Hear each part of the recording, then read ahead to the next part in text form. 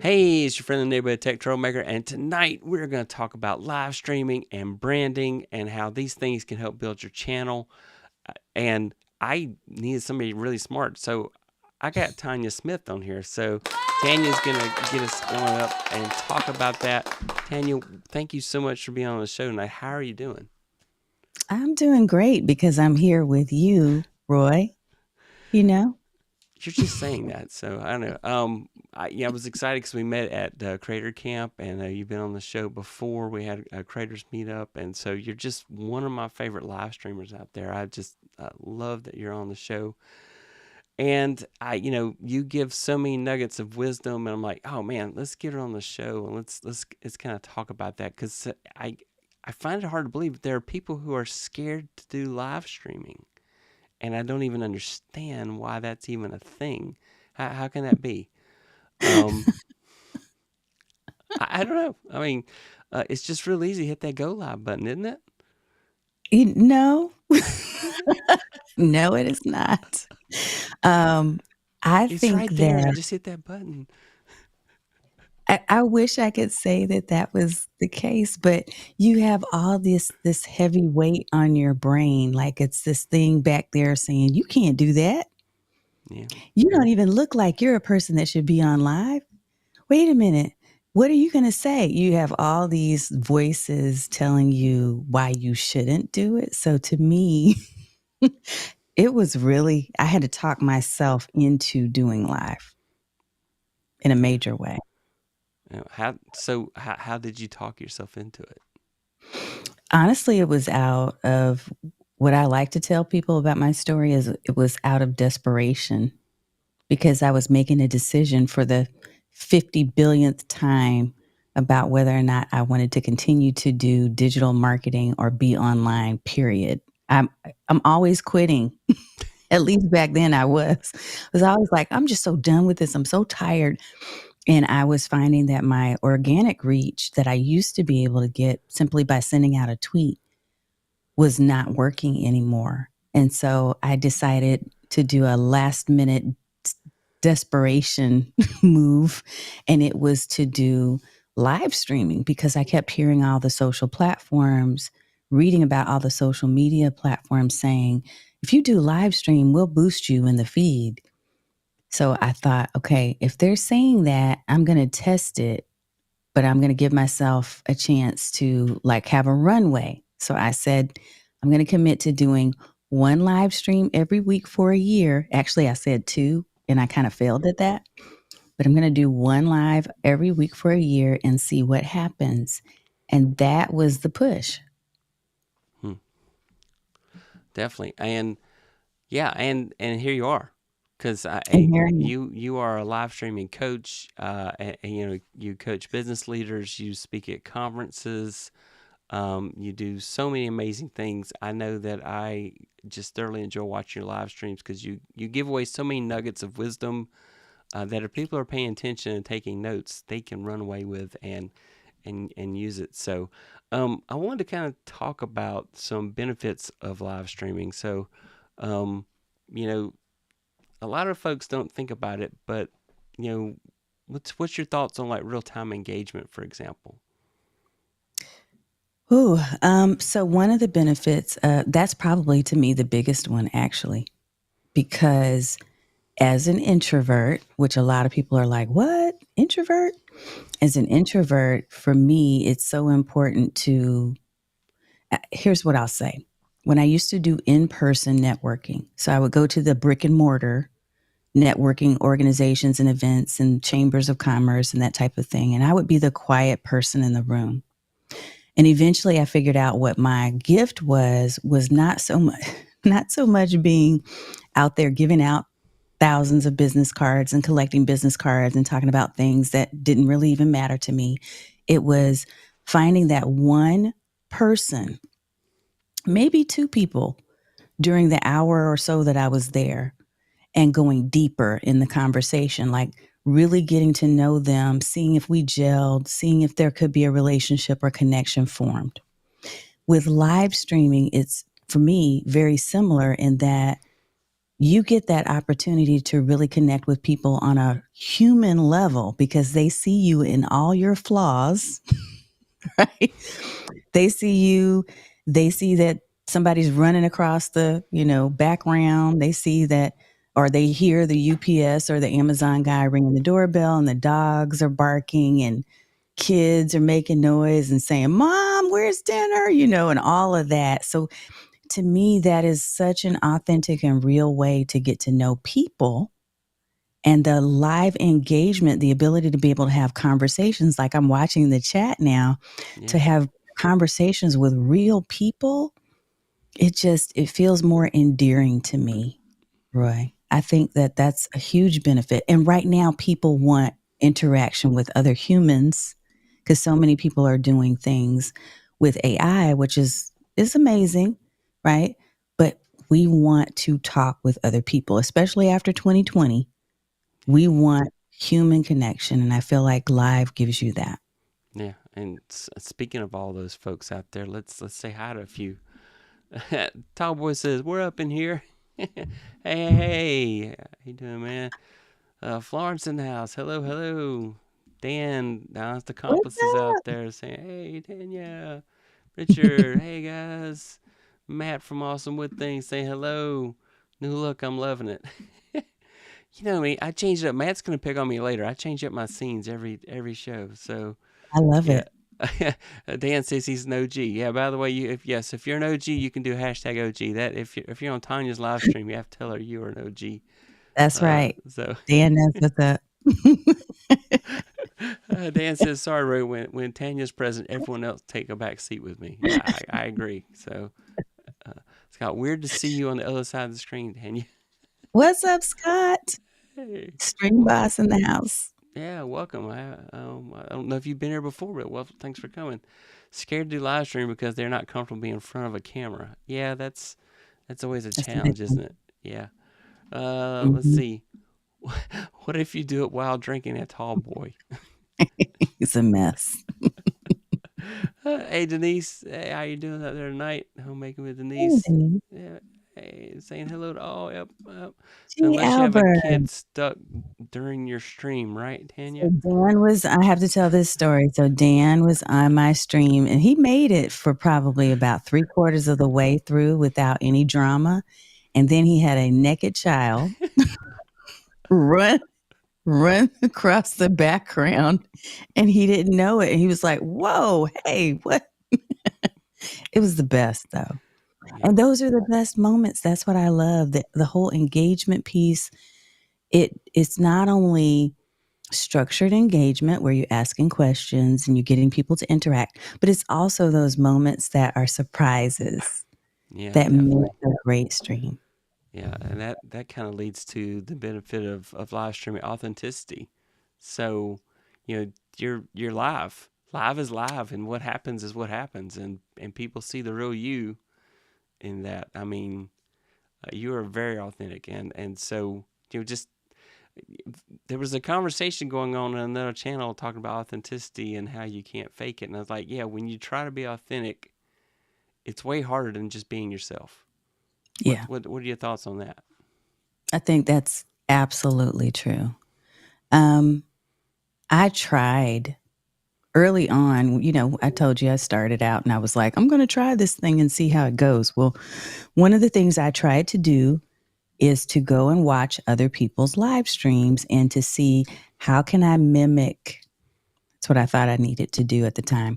How can I mimic what other people who are successfully doing this streaming thing, how can I mimic what they do? How can I be more like, enter your favorite coach or expert guru's name here? How can I be more like them?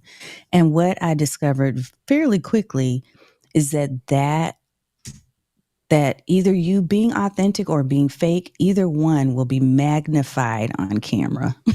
So I'm not a jumpy, extroverted, off the chain, excitable person. It's just not me.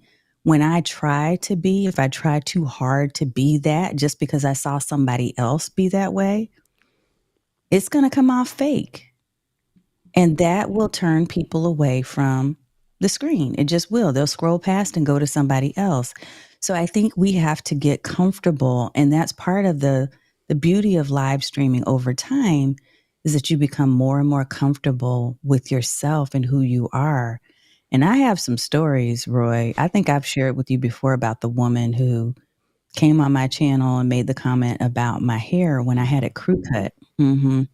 My husband was going through chemo. We had found out he had cancer for about a year. We were just going through it. And everything that he was, you know how they talk about how your spouse feels, what the other person is feeling. So he was going through chemotherapy. He was losing his hair. He was very sensitive, the bottom of his hands and feet.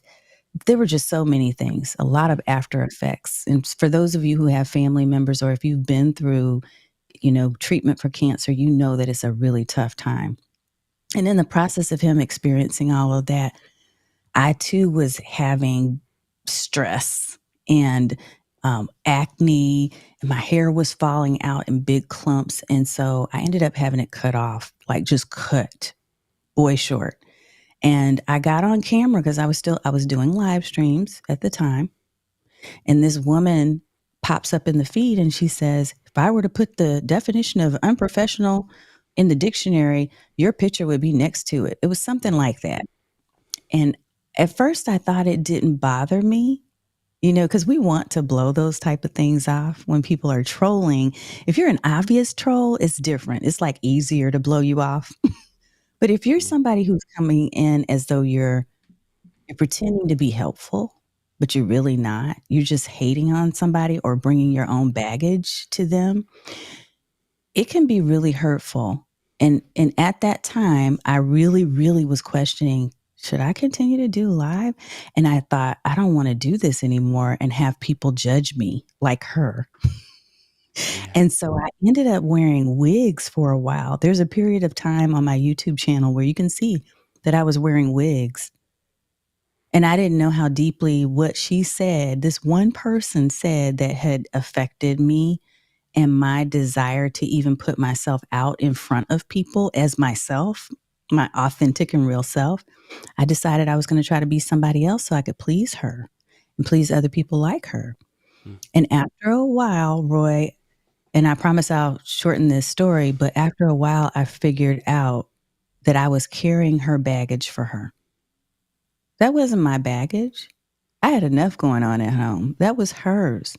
Why am I caring? So that's what I want to say to people who are watching. If you're paying attention and you're thinking about other people judging you, you're probably going to have to get past that.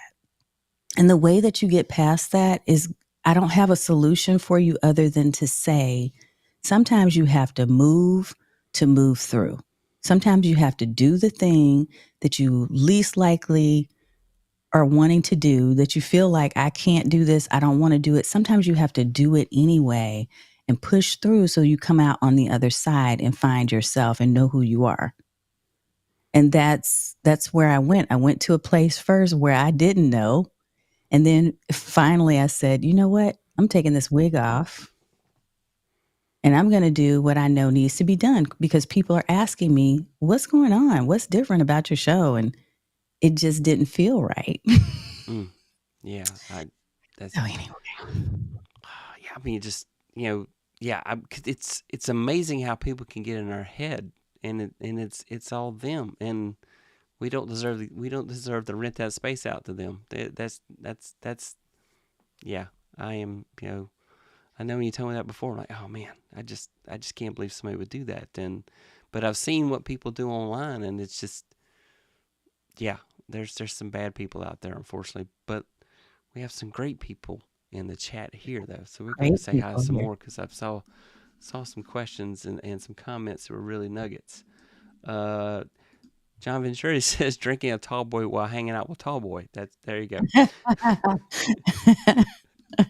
Uh, Denise says reminds me of the newscaster doing a show and his child came in and then his wife come in to drag the child out. Too funny. Yeah, I saw that. I think that was like on the BBC. Authenticity is just as instrumental as vulnerability. The more vulnerable we are, the louder our message, the more real we are. That's definitely a nugget there, It's John. true. Thank you. Um, And then Dan says, "Over authenticity is an overused word. How about we just be?" Uh, Gee, Albert says, "Did you say squirrel bite? Guess we know about squirrels. They catch my attention all the time." BGG grooming. Yep. What's Reviews. Yep. up? Hey, Dagan, how you doing? Hey, all. Nicholas, Tanya, what is your YouTube channel called? Well, hey, we'll go ahead and show you that now. This is Stream Like a Boss with Tanya Smith. So look for Tanya Smith. There's a link in the description to her channel. So of this video. So definitely click there, or you can go and search for Tanya Smith and you will find her.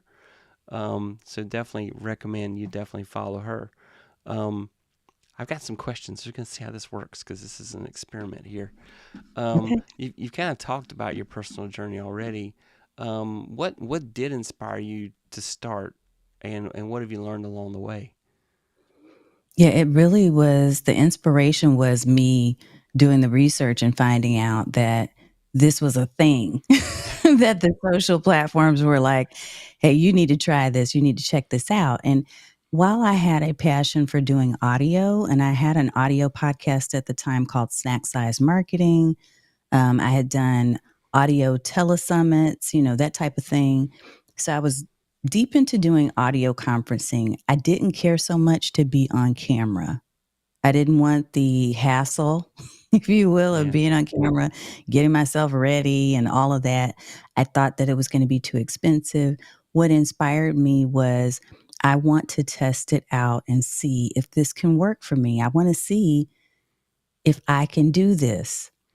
Sometimes it's just about challenging ourselves. And the more I did it, I'll tell you what I learned, since I saw that as part of the question too. I learned that I'm way stronger than I thought I was.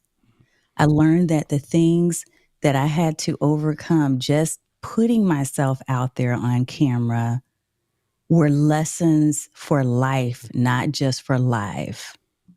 Wow. I saw my daughters actually become more bold and be comfortable on camera and more confident doing media because they saw me stepping up and doing it. And so all of those things really helped me to realize that there were things I didn't even know about myself that I started to learn by being on camera. I became more confident. I became more comfortable with speaking, even on public stages, on real Yeah. stages in front of people, just because of the frequency and the consistency of doing live. Hmm, definitely. Let's see. Next question. What are some common misconceptions that beginners have about live streaming? Common misconceptions. Okay, one is what I just said, Yeah. which I'm checking out G. Albert's comments, by the way. I'm going ahead. I'm kind of laughing at him. Common misconceptions. One is that people think that it's going to be expensive.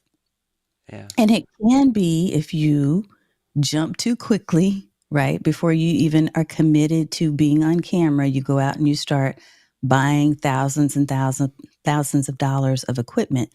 What you really can do is to start with your phone. You can start with what you already have. I started with the laptop. I had a PC with a webcam that was horrible, and the microphone was not much better, but I started with what I had. So one of the misconceptions is definitely that it's not affordable, and it can be, but you want to start where you are and then start to up level and upscale as you begin to become more committed to doing video. Another misconception, I'll give one more, and Yeah. then maybe you can chime in, Roy, if there's one that you're hearing. Um, another misconception is that if you go live, they will come. Yeah. Right? It's like, all I got to do is I'm just going to get on camera and I'm going to start talking and people will show up. And honestly, I have seen some people that I sit there in shock, like, wow, they have this huge crowd. Why? Like, Yeah. what are they even talking about? It's not even the same thing. But that's probably more of an exception than a rule. And so you have to think about and be intentional and purposeful about what you're going to be talking about and be consistent with the topic. and show up in a reliable manner. Like, what is your day and time? Is there a regular cadence for when you're going to be live? I think that does matter. So I had crickets for a long time. Like nobody was there. And then I realized, wait a minute, there are people watching, but they're watching the replay. Yeah. Okay, I'm just going to keep showing up. And then I also experimented with different times. So when I tried different times of day and different days of the week, but also honoring my personal energy cycle, because I know when I'm going to be up and when I'm not going to have that energy to really put myself on camera. So those are all things. Yeah.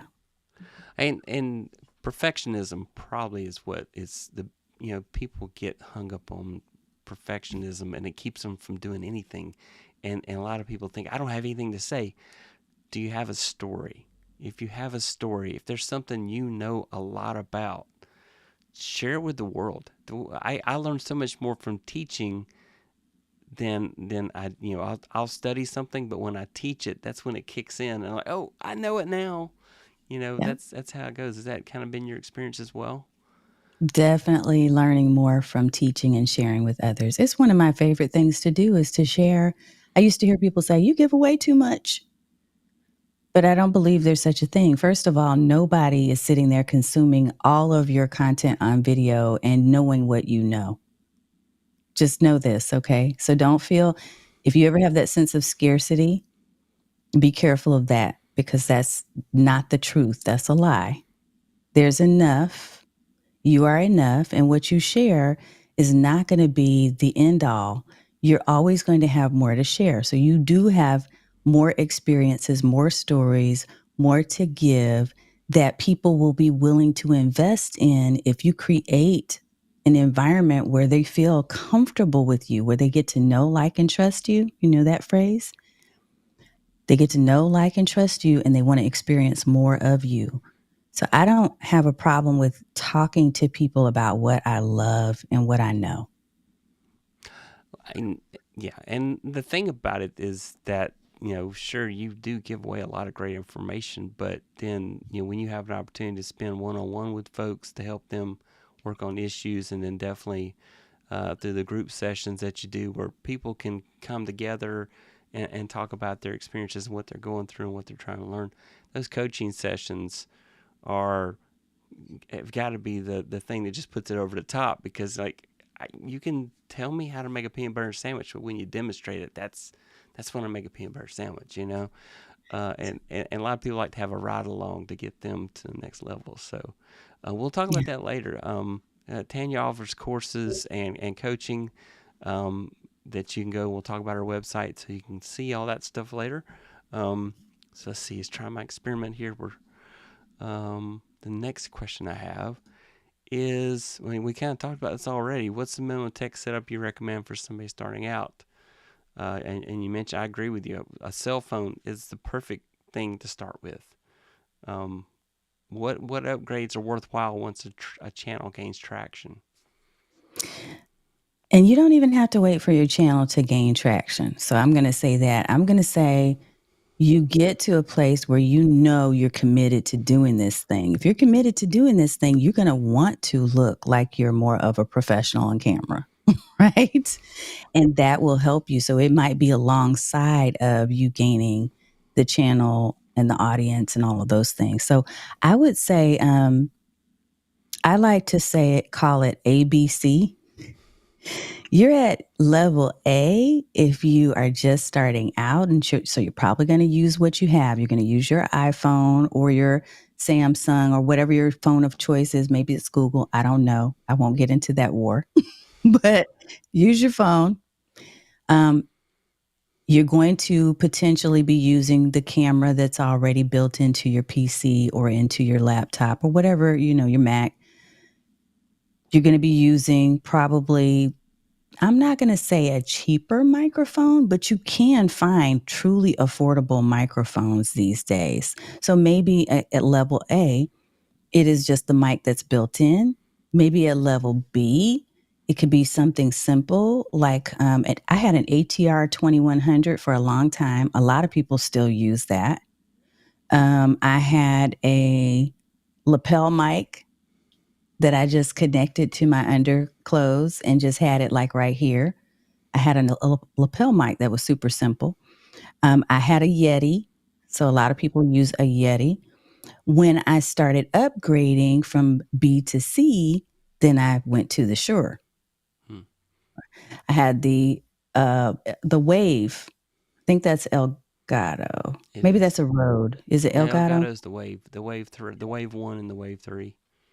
So I had the Elgato Wave 1, and I loved that for a while. I don't know what happened to it. I think it's sitting over there somewhere. I have like a ton of microphones, which is crazy. And this is why I can honestly tell y'all, don't go out and blow your budget on stuff, because what will happen is you'll end up not using it all. And if you do have your stuff and it's in good condition, resell it. I learned that from India Delgado and from Ephraim, Dr. Elo. Yeah, yeah. I can't sell anything. I have sold a couple things and I regret it later. It's like, oh man, I could have used that. But no, it's better to sell it. So, all And right. on the camera side, I went from a webcam that was built in, right? I went from iPhone or phone, because at the time I had a Samsung something, which was great. I used, what did I use? A Logitech C922. Used that for a long time. Then I went to a Canon. I had a Canon T6i, which was an older Canon DSLR cam, but it looked great compared to a lot of people, right? But Yeah, when you start upgrading, and here's what I learned quickly. When I went to that Canon, then it was like, oh, you can't just use the Canon. You also need to buy a lens. Oh, wait a minute. You need to buy a cam link. Oh, wait. You need to have a hub. So you have to buy all the extra accessories. And that's again why I'm saying slowly build up. And while you're at it, think about how you're monetizing your content so you can pay for all this stuff. yeah, definitely. Because it can get to be a very expensive habit and hobby if you're not monetized. So, let's see. Next question. What are some live stream formats that work particularly well for building an audience?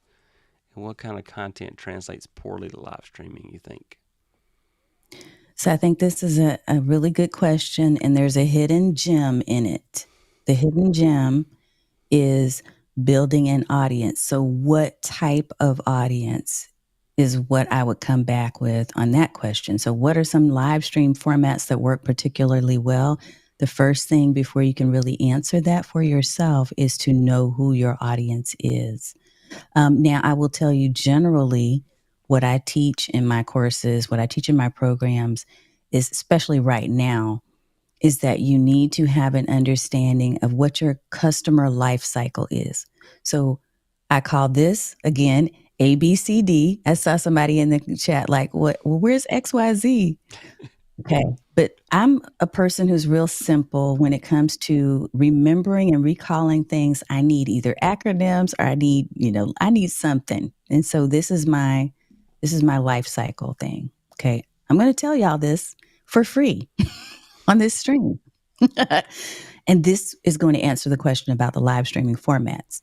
You need A, for awareness, for people who don't know who you are, what you're about. They're just figuring out that you're even there and that, you know, they're learning about you. You need B, for bonding. So that bonding content is once they know who you are, they've seen some of your content. Now they're like, maybe let me step into this free space that she has on her YouTube channel. And I'm going to come back a couple of times and see what she's doing on Thursday nights, right? Your C is conversion. So they're moving out of the bonding phase and now they're ready to invest in more of an experience with you to be a part of your programs that are paid programs, right? And I typically talk to service providers. So the way in which I'm outlining this is really geared towards coaches, consultants, people who are service providers. If you have a product, it could work. D is for delight. So D people are people who have already been converted They're like your evangelists now. You're delighting them and nurturing them with extra bonus stuff. They're going out and they're sharing because they're part of your affiliate program. And so they're leading people to your paid stuff because they're like, wow, I can't believe how great Roy is in this program that I bought from him, or this, book that he wrote, or whatever it is that they invested in. They're going and telling other people about it and drawing people back through the ABCD. So the reason why that's important is knowing that each one of those parts of your sales cycle and your process needs to be fed with certain type of content. When you're creating video content and live streaming in particular, you need to be thinking about a diversity. So a diverse set of different forms of content, not just live streams. So live streams is your longer form. That's your conversation. So that's probably a little bit of awareness, but mostly bonding and some conversion, because you may be hosting a paid group, like a paid Facebook group or a paid, group that's on Kajabi or whatever your platform of choice is. And so you probably are doing live streams in there, like Mighty Networks has a live stream built-in feature. You need to have short video clips like Reels, YouTube Shorts, because that's in your A or awareness area and possibly your bonding too. So some of this crosses over.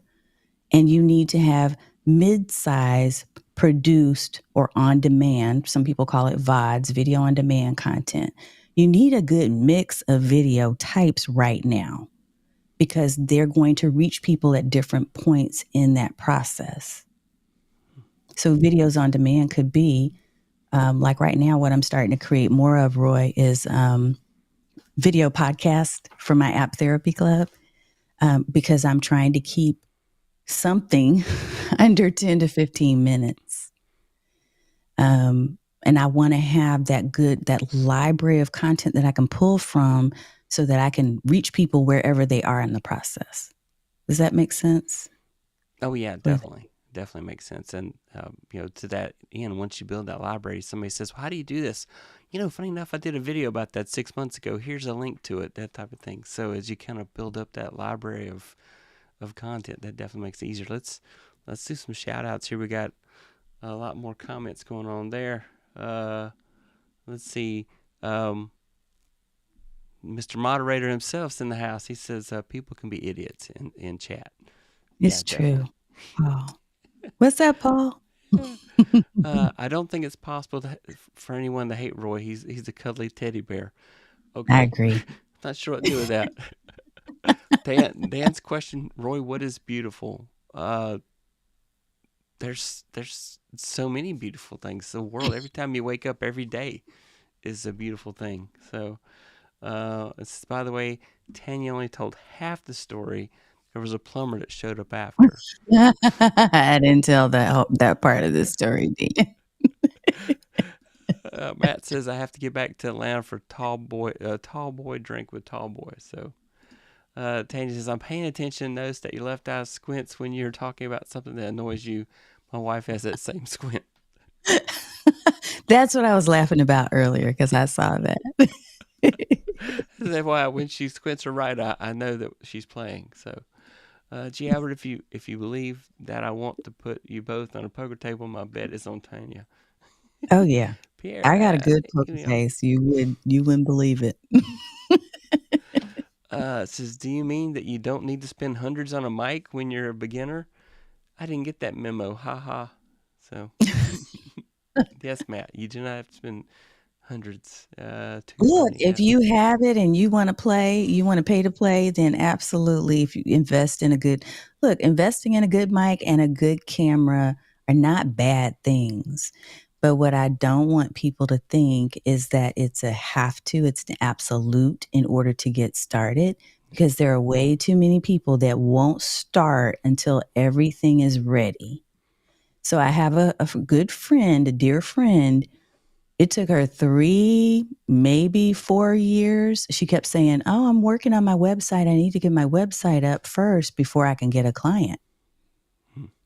Instead of just opening her mouth. And then on the opposite end of that, I have a friend who sells $8,000 programs with her mouth in a Google Doc. Wow. So, So You don't have to have all the things to start. I just want you to feel confident that you can start with what you have. I have to tell my wife to come get the dog from the office. He's getting me to bark. See? See what I was talking about? I That's know. real. That's real Yeah. stuff. I Yeah. love it. It's reality. It is. See, Pierre from BBC Radio Scotland says perfection isn't about the 1972 Dolphins or the board game with the same name. Miss Denise says hi to the chat.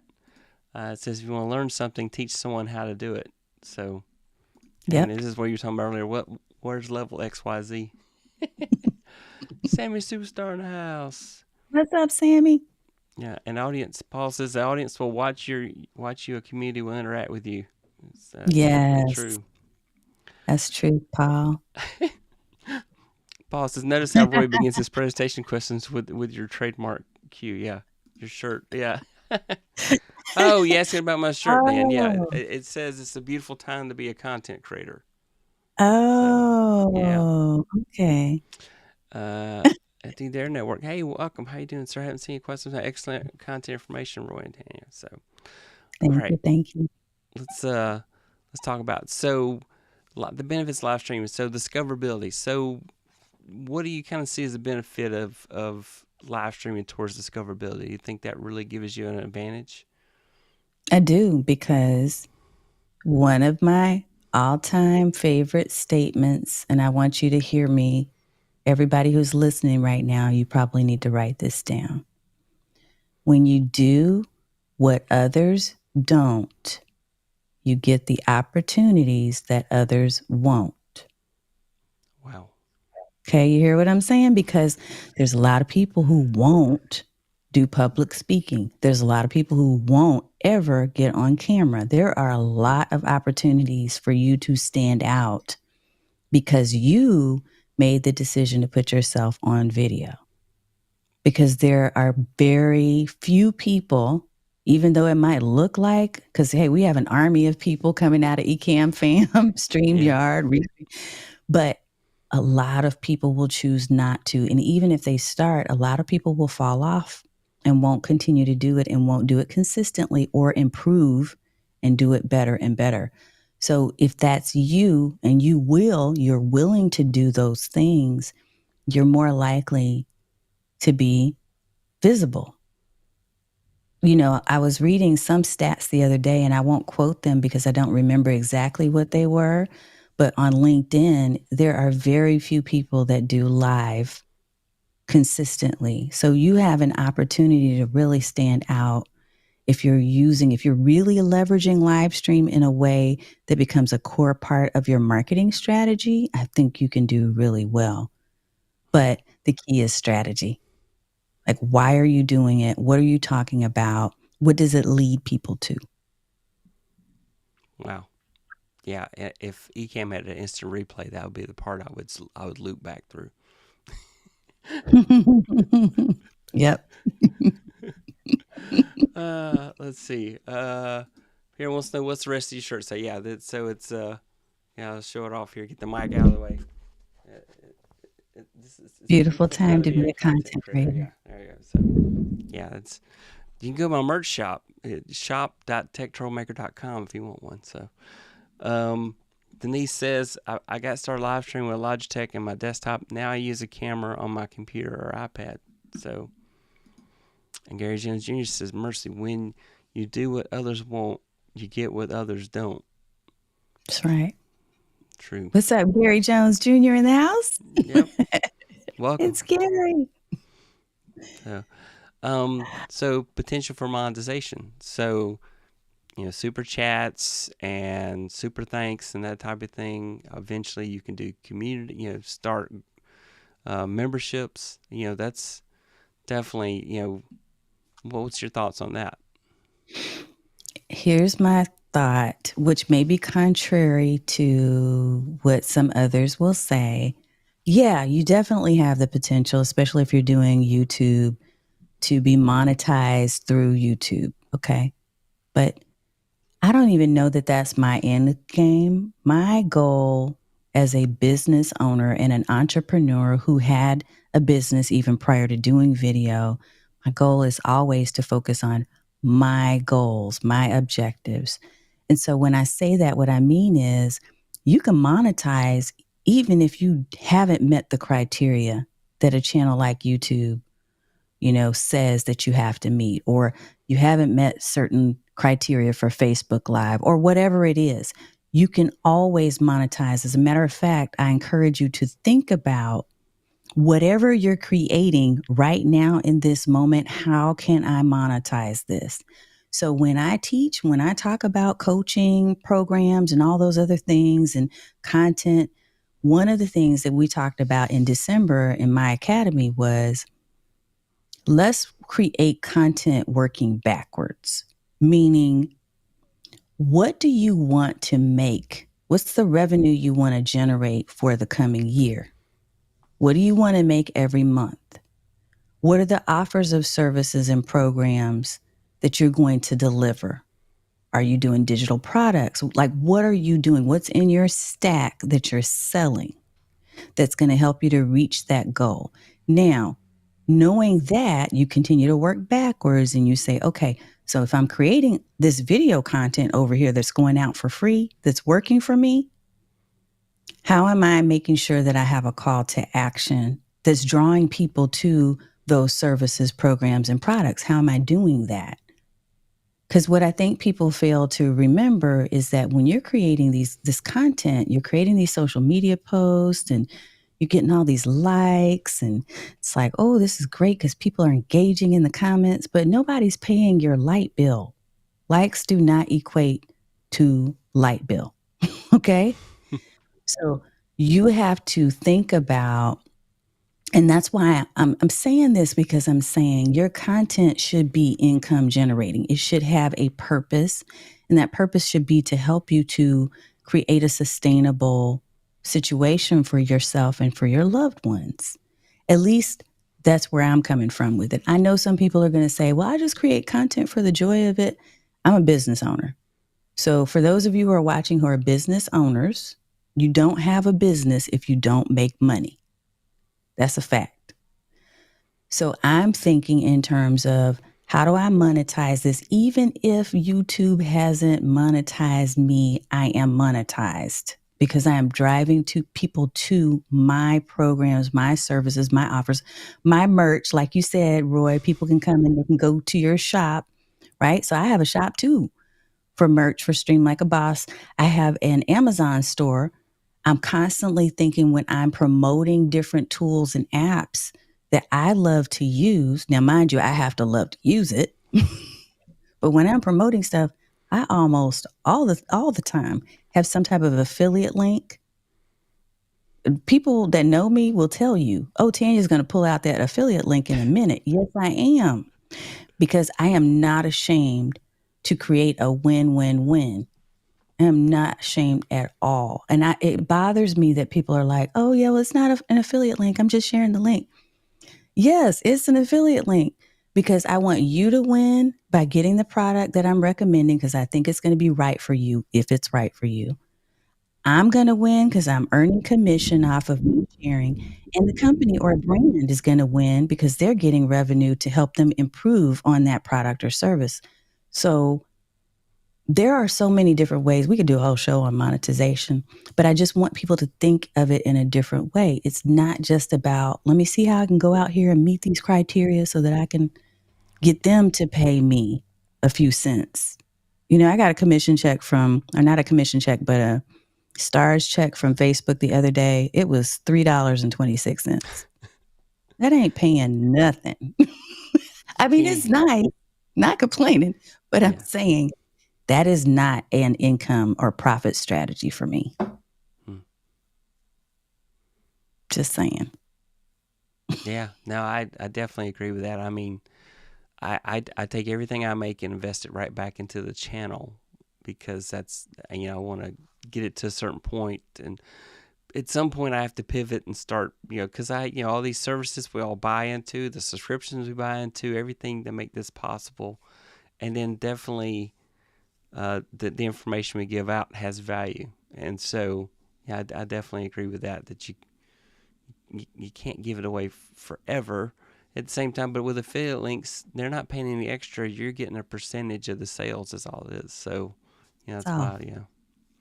Definitely, so you definitely. diversify your money too. So it's Yeah. about affiliates.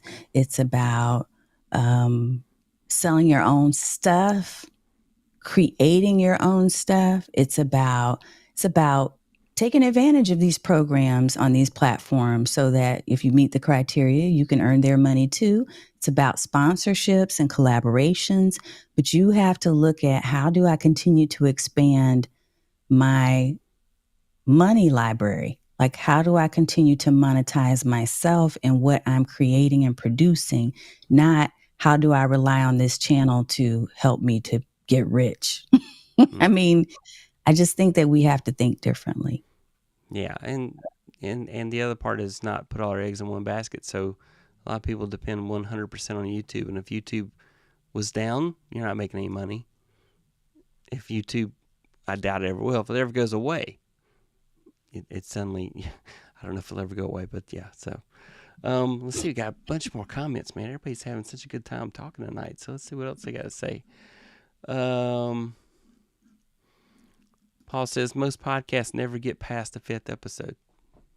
He's right. That is true. I'm up to 5 seasons on mine. So, um, That's Matt says, I amazing. want to make 1 million a month. Laughs like Dr. Evil. Me too. Affiliate links can work wonders. It adds up. That is true. Yeah. I hear Tanya. I just started my personal mentoring or program on Patreon, and I've just begun to really think strategically about affiliate links and products. Oh, that's awesome. Say 100% of my videos are affiliate links. I had a mentor yell at me when I failed to post an affiliate link. I got tired of getting yelled at. Ha ha. So, Radiance by Retail Salon and Main Spa, welcome. Just saying truth. Yes, absolutely. And then Paul's saying it is important to have multiple revenue streams. That is definitely true as well. So we did that. No, hang on. Back to my questions. So I'm doing an interesting way of posting the questions. Let's see here. I think we got that. What would It you is better suggest? than nothing. Hold on. Awesome Wood Things What? had a good comment that's Uh, related to what we were oh, just I talking missed about. it. Let's get there. Let's get there. Oh, Yeah, sorry. It says my income from my business on YouTube pays approximately 25% of my expenses. It that's just takes the awesome. sting out of it. Yeah, that is. Hmm. And then he says better than nothing. So yeah, definitely agree with that. So I got Yeah. an affiliate payment out of Amazon for $13 out of the blue. I haven't gotten anything from them in a year, and all of a sudden I got $13. So yeah, Hey, it's nice when you see I think I have my alert set on a cha-ching sound when right. I get, yeah, and it's nice to hear that. Yeah, And the more you have planted seeds, around in different spaces to be able to generate that income, the better. And you're less resentful about having to create content because so many people right now are just resenting the fact that they're churning out all this stuff and it's not getting seen, it's not getting engagement, it's not getting noticed. I've actually pulled back significantly on my social media posting to be more intentional. In some instances, I still have some automation stuff going, but I don't even like that anymore because to me, it's more about let me take the time to create a quality post that I mm, thought through versus just blasting people because nobody's paying attention to that. Now, at the same time, balancing that with making sure that you are present so that you can get that, stay in the feed and get the algorithm to recognize, oh, yeah, she's got another post. But I just don't beat myself up anymore about, I didn't post today on such and such platform. I'm just not going to do it. yeah. No, I took a week off, and now I'm having trouble getting back into the groove of things again because I was trying really hard to release a lot of content. And so, because I know when I release a bunch of content, I get a lot of traffic and I get more subscribers and that type of thing. But you can't get on the hamster wheel. If it stops being fun, you have to stop doing it. So that's You where have I'm to at. take So a break. Give you do. yourself some grace and then when you get yourself back into a cadence, make sure that it's realistic for you. Make sure that it's something. And look, I'm saying all of this because I'm somebody who's been through medical issues from burnout and stress and all of that, right? So I don't want to do that anymore. I don't want to have a heart attack. I don't want to wake up with anxiety. I want to live a life where I feel at peace.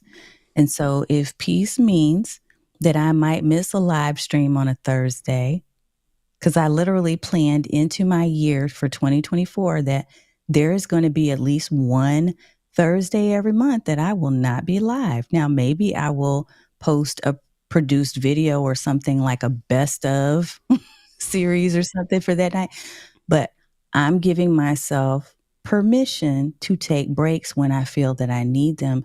I think mental health and wellness is so important, and we have to remember that this content, it's going to be there. People will be there. Yes, you do need to have consistency, but you also need to give yourself a reasonable, realistic perspective about what you're doing and how you can create content. And maybe you can't create content like the next person. I can't create content the amount of content Pat Flynn creates. I don't have his team, Yeah. right? Yeah. That definitely. So I'm Yeah. not going to try to be him. He's got a big team too, just with SP. Yeah. Yeah. Um. Let's see. So, how he's just kind of balancing pre-recorded content with the kind of the spontaneous vibe of live events. How do you kind of balance that? I'm working on that now, y'all. I am working on that now. So I will tell you what I'm doing and I'm experimenting. But again, this goes back to you need to look at your personal situation. One of the first things that I have clients, my one on one clients do is I say, okay, I want you to journal your day. Like, what does your normal average week look like? And where are we going to fit in this content creation, distribution, et cetera? Where are we going to fit this into your day or your week or your month such that it is still, you still have some balance there, right?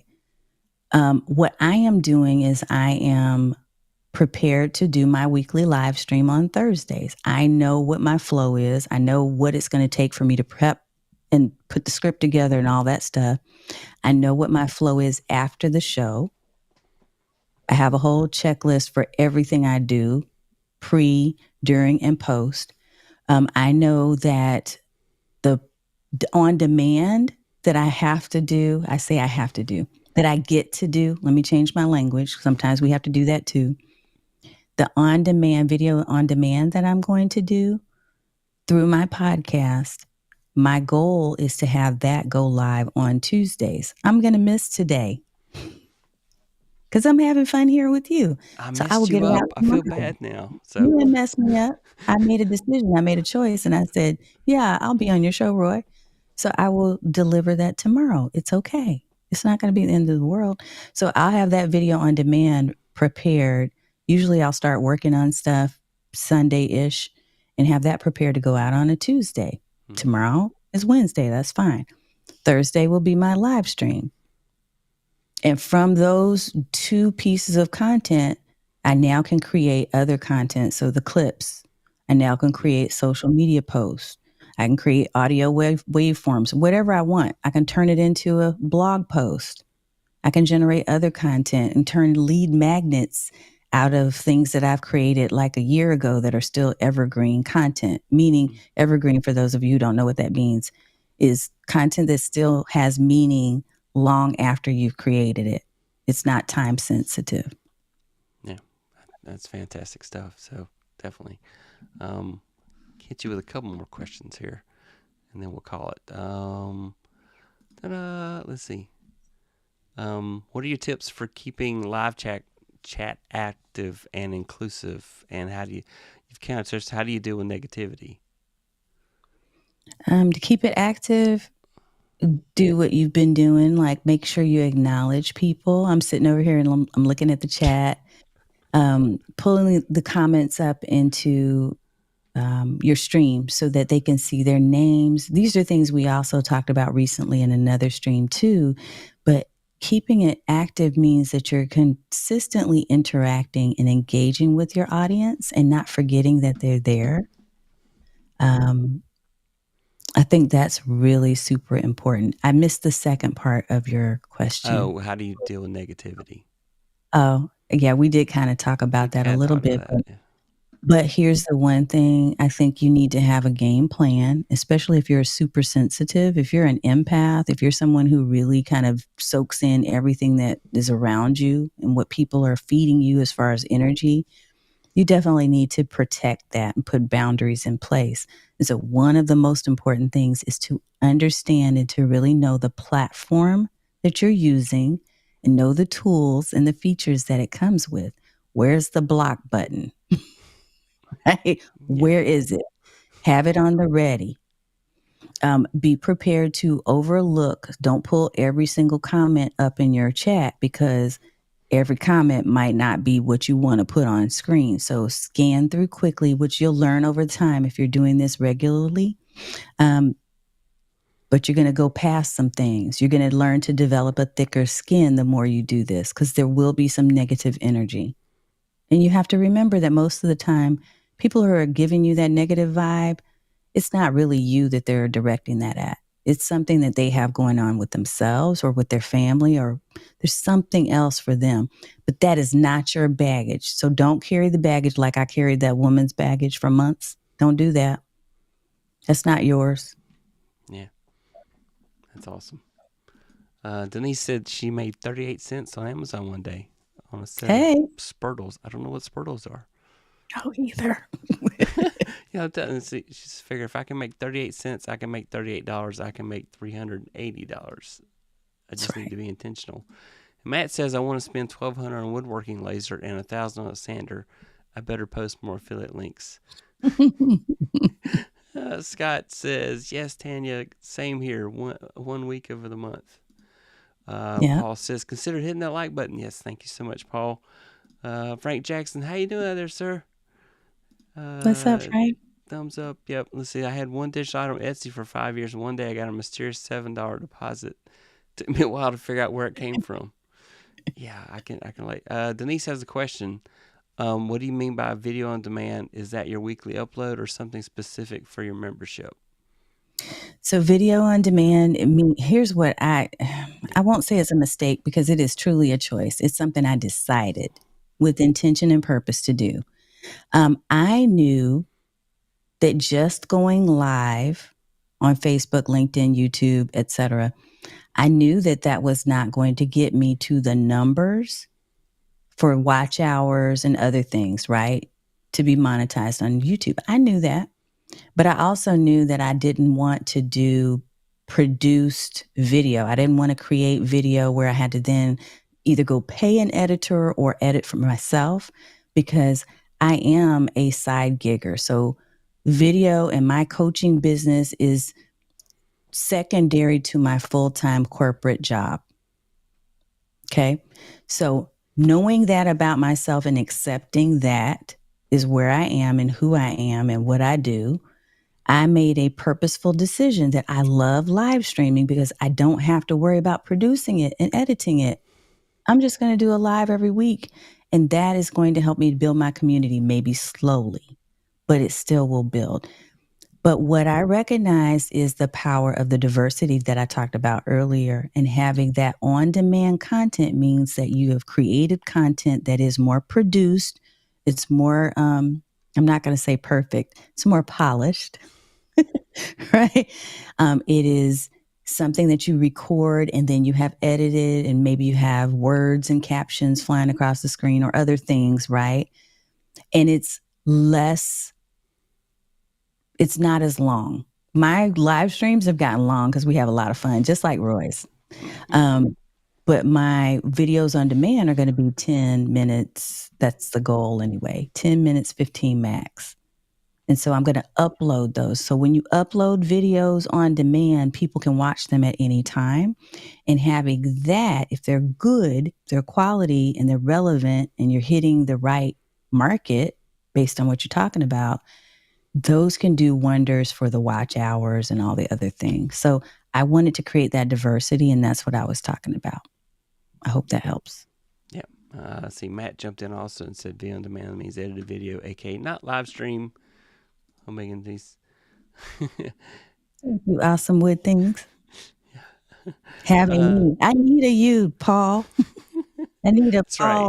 Paul Blanket in my life. You need a moderator like Paul. That's definitely true. So, spurtles are wooden kitchen utensils like spatulas and spoons. Okay, Oh, now we know. Now we who know. knew? See, now I Yeah. have learned something. All right. I gotta let's see a couple more questions and then we'll call it. Let's see here. Da-da. Um, how do you recommend promoting a live stream beforehand to maximize viewership? This goes back again to your current business strategy, your marketing strategy. So for me, one of the things that I like to recommend if you have an email list is to definitely let your email list know. Also promote ahead of time. So what I usually like to do is give myself about 48 hours. So my goal, it doesn't always happen these days because life, is Tuesday. I want to promote my Thursday live stream. So on Tuesday, I want to start getting people hyped up about it. So I'm going to create a Canva image that becomes my thumbnail. That's what gets uploaded with the schedule that I'm creating in Restream or Ecamm Live or whatever the platform is you're using. And I tell people what it's going to be about, what the benefits of coming live will be, and how to get there, right? So all of that's promoted a couple days in advance. So I've got those social media posts that are now put out there. I have YouTube already set up so people can go click on the notify me button. Look, this is ideal because this week it ain't happening. I'm literally live every night this week. So I am not on my game. So don't go out there and look for it and it's not there. But normally, usually, that's my flow. Tuesday, promote. Wednesday or Thursday morning, send an email and let people know. Thursday, go live. Friday, Saturday, Sunday, and the next week to 2 weeks, I'm promoting clips from that video that I did on that Thursday, saying, go back and watch. And here's some things that some ideas that it came from it that you really need to go and check out the full video to get, all the nuggets for. So there's a lot of different ways you can do it. I'm just sharing with you kind of high level what my plan is. Um, but yeah, let people know. If you don't, here's what I learned when I used to do multi level marketing. Yeah, I actually started in that space. Um, Open mouth, open store. Closed mouth, closed store. If people don't know you have it, if they don't know you're doing video, then they don't know to come and support. If you tell them, and let them know in advance, they're more likely to show up. And if you're consistent with the day and time, they're more likely to show up. Wow, I like that. So, and speaking of that, everybody just needs to go and subscribe to Tanya's channel, so you'll get that notification to tell you when she goes live Thursday. So, it's 8 p.m. Eastern. Yep. Is when she goes live on Thursday, 7 p.m. Central. I won't try to do math live and tell you what specific time is. But definitely you need to go visit her YouTube channel, and then also go visit her channel, her website, Get Noticed with Video, and you can go and find out about all the great coursework and coaching that she does, and get involved. I'm tripping out. Liz Wilcox, who was on your show the other week, is now doing Survivor. Yes. I'm like, what? I So anyway, know. Isn't that uh, exciting? so yeah. So anyway, so definitely, and definitely really enjoyed your video on Cast Magic. I am so close to pushing the button on Cast Magic. It's such a neat program. Just really amazed at that and how much you can use it to do so much automation for yourself. So, It's but amazing. definitely everybody needs to go to getnoticedwithvideo.com and find out everything there is about Tanya so that you can get the benefit of knowing her and definitely subscribe to the things that she provides. So she's just a great coach, and this was just a sample of what you heard tonight. So if you're like, wow, this is just us talking. So just thank you so much for being on the show tonight. Is there anything you want to tell anybody? If I didn't hype you well enough, please jump in and tell everybody so they'll know, because I think you're amazing, and everybody on here Oh, that's watching tonight needs to go follow your channel and find out how amazing you are. So I'm definitely thank in your fan you. club. So I appreciate you so much. The one thing I would say is to make sure that you hit like and subscribe to Roy. Roy is one of the most, we talked about authentic. He has always been real. I have always enjoyed spending time with you, Roy, even in the chat. So I am just looking forward to more connections. And for those of you who want to reach out, feel free to reach out. I am very responsive. So if you need to DM, if you have a comment or a question, I'm more than likely going to be answering.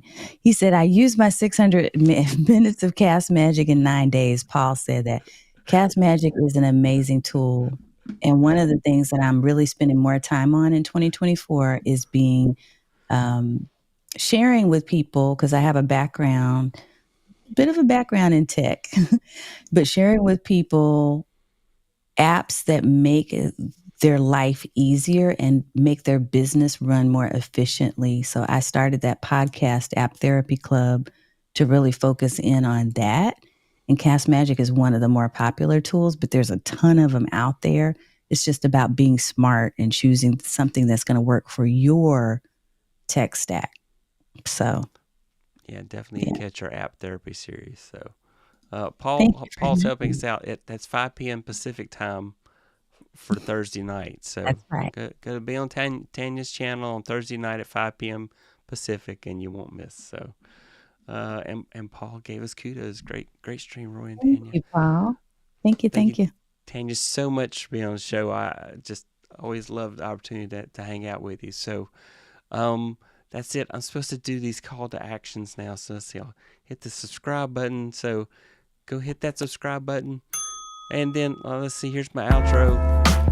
So YouTube's going to say this video over on the right there is amazing and you should watch it next. And there'll be a logo in the middle that says subscribe. So do that stuff. And thank you so much for watching, and have a